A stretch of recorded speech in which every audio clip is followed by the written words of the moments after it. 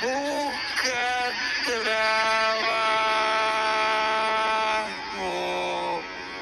huevo de miel, maldito vividor ni se fuerza, hacen video de pura miel.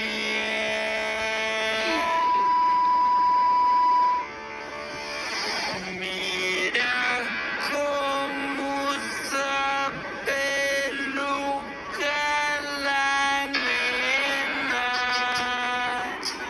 Y si supieran que yo estudié, pero de Loni no me gradué, porque el sueldo no alcanzaba ni ver.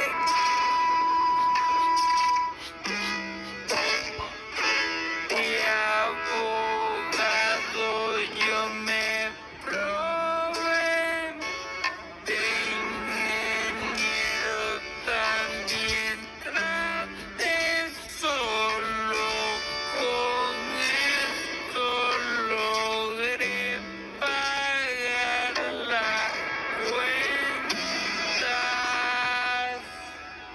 Soy Tito.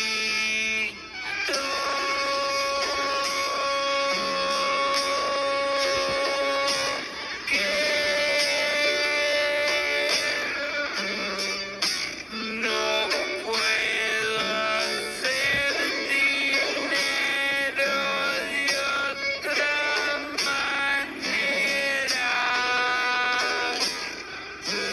Soy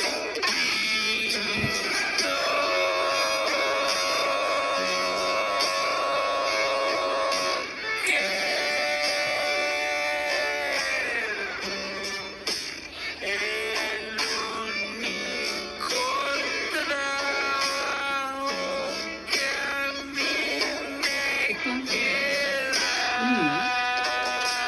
porque de soldado yo intenté, pero me faltaron fuerzas de doctor, no lo logré.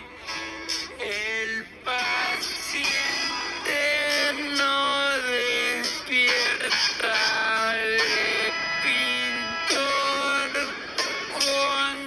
contador, constructor, profesor de fútbol, jugador, pero no me dan las piernas.